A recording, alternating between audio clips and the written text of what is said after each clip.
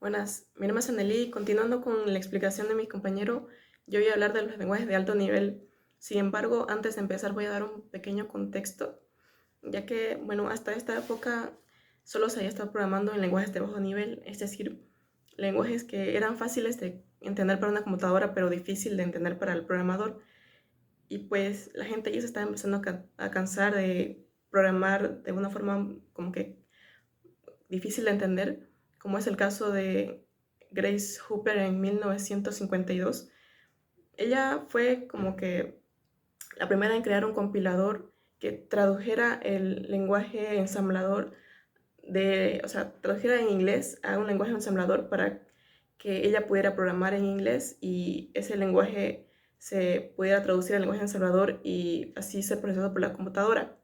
Ese fue el primer caso de pues un compilador o un lenguaje que pueda ser entendido por un humano. Sin embargo, no fue un lenguaje en sí, fue más como que un antecedente a lo que luego fue el primer lenguaje de programación creado por John Bacon, que también estaba harto de programar en ensamblador, y así fue como creó el primer lenguaje de programación llamado Fortran en 1957. Fortran se traduce a Formula Translating System y pues como su nombre lo indica, el lenguaje de programación estaba orientado principalmente en las fórmulas matemáticas y fue muy usado pues en esa época para realizar cálculos pues muy complicados y con pues cantidades de números enormes. 2 años después se creó COBOL, que su nombre significa Common Business Oriented Language, que como su nombre lo indica, pues era capaz de controlar grandes cantidades de datos y pues esos datos se utilizaban principalmente en empresas y pues finanzas. Otra cosa que destacó mucho en ese lenguaje fue que fue el primer lenguaje pues que estaba principalmente orientado en pues ser portable. Eso significa que pues hasta ese entonces cada computadora tenía su propio lenguaje, o sea, el propio lenguaje funcionaba de diferente forma en cada computadora porque tenía una diferente arquitectura y pues COBOL fue el primer lenguaje en pues tratar de funcionar de una manera similar o de una manera igual en varias computadoras para que no se tenga que pues cambiar por cada computadora. Un año después se creó Lisp, que fue utilizada principalmente en listas, pero fue la primera lenguaje de programación que se pensó para hacer inteligencia artificial y pues uno piensa cómo se había pensado en inteligencia artificial en esos años. Y pues en realidad la, el, el concepto de inteligencia artificial ya se había pensado desde hace mucho antes con Ada Lovelace y también fue como que pensado también por Alan Turing de una forma más profunda. Sin embargo, por el tema de que pues antes no tenían la misma tecnología que tenemos ahora y los mismos recursos, pues no se pudo hacer. Sin embargo, yo creo que, y es bastante seguro de que si se hubiera tenido los mismos recursos que tenemos ahora, pues la inteligencia artificial ya se habría creado desde mucho antes. Luego, en 1972 se creó C, un lenguaje muy importante, y este lenguaje fue considerado de medio nivel. Pues ya había hablado de los lenguajes de bajo nivel, que básicamente eran fáciles de leer para la computadora, pero difíciles de leer para un humano, y los lenguajes de alto nivel, que eran fáciles de leer para un humano, y pues básicamente C era un lenguaje de medio nivel, ya que era fácil de leer tanto para un humano como para una computadora, por lo que fue muy compatible para diferentes dispositivos y básicamente casi cualquier computadora podía leerlo. Y por eso fue que revolucionó, ya que era completamente portable y pues hasta el día de hoy se sigue usando por su versatilidad.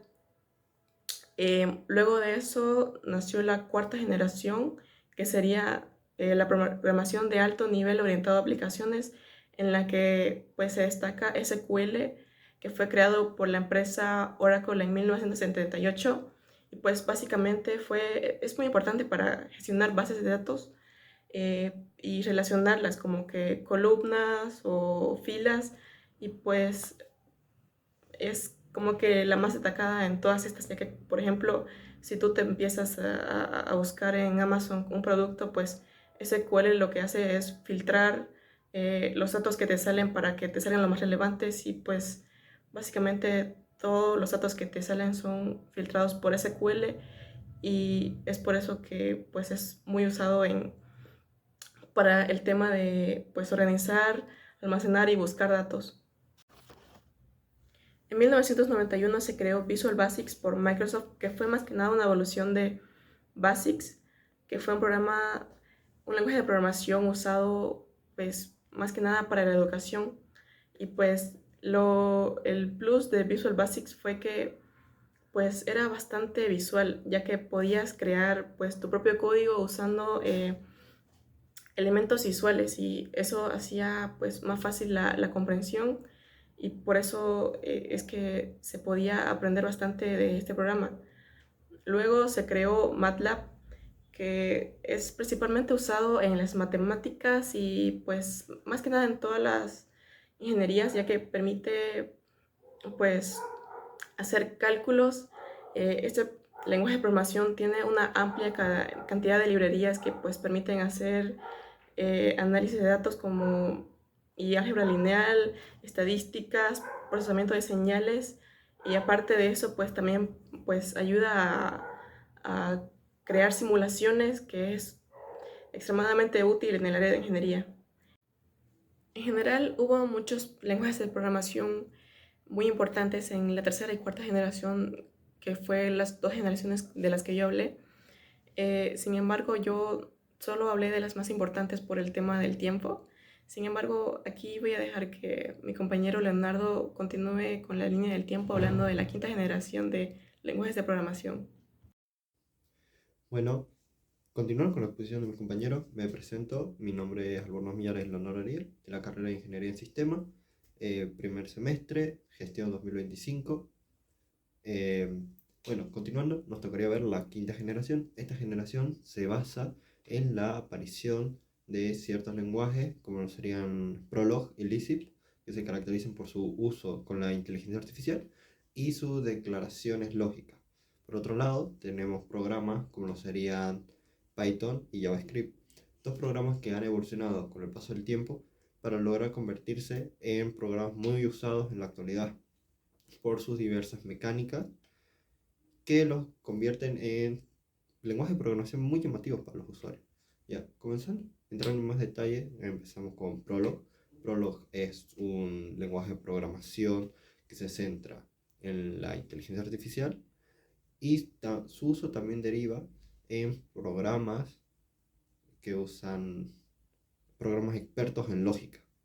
Después tenemos a Lisp, que también es un lenguaje de programación basado en inteligencia artificial o Prolog, pero que su mayor diferencia es la cuestión que tiene de trabajar con lo que sería procesamiento simbólico, lo que le permite leer ciertos caracteres.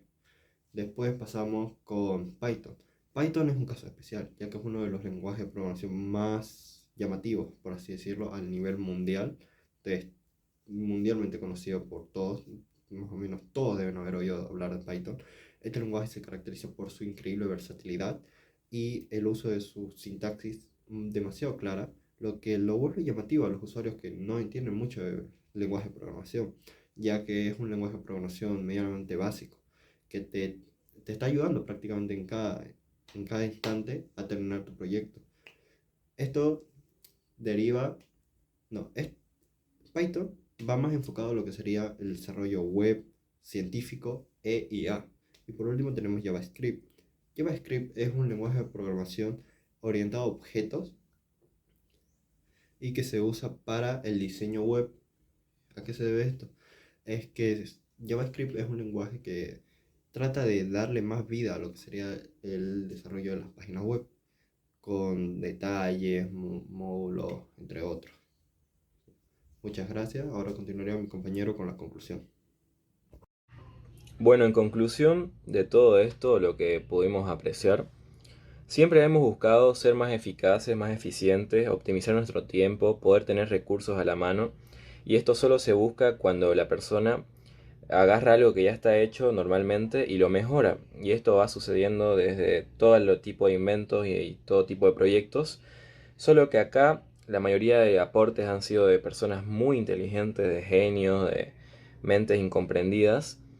Y esto da muchas posibilidades y seguramente en los próximos años sigamos viendo innovación, sigamos viendo cambios que actualmente quizás no creeríamos.